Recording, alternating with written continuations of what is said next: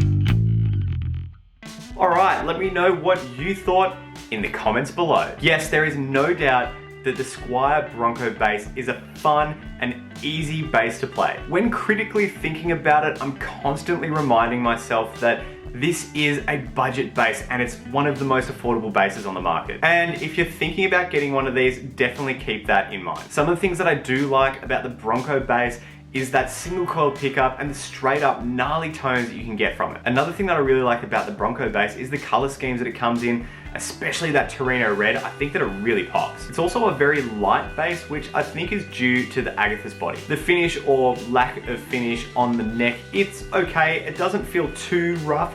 I think it will get better over time, but if you have any suggestions, let me know in the comments below. Now, the biggest downfall of the Squier Bronco Bass is the tuners on the headstock. They did lose pitch a fair bit, so if you're planning on taking this bass to a gig, definitely have a tuner handy. And another thing which might be purely subjective is that the one-ply pickguard that they use on the Bronco Bass makes it look a lot cheaper than it actually is. If I had my choice, I'd definitely choose something like a purloined 3-ply pickguard, I think that would look really good. But hey, maybe that's just me, but then again, I've seen so many people online put aftermarket pickguards on these Bronco basses and they look fantastic. In fact, I've seen a ton of super modded Squier Bronco basses online and some of them really sound great. Look, it has crossed my mind that we could do a mod project on the Bronco bass, but first, let's just play a little game. I reckon I could make my dream Bronco with the following. So Squier Bronco Bass, $259.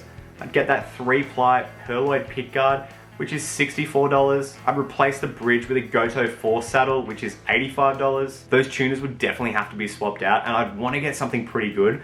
So I'd probably get a set of the Hipshot ultralights to fit the Bronco bass. They're usually found for about $249. I'd swap out that pickup with a Seymour Duncan SCPB3 quarter pound, which you can find for about $89.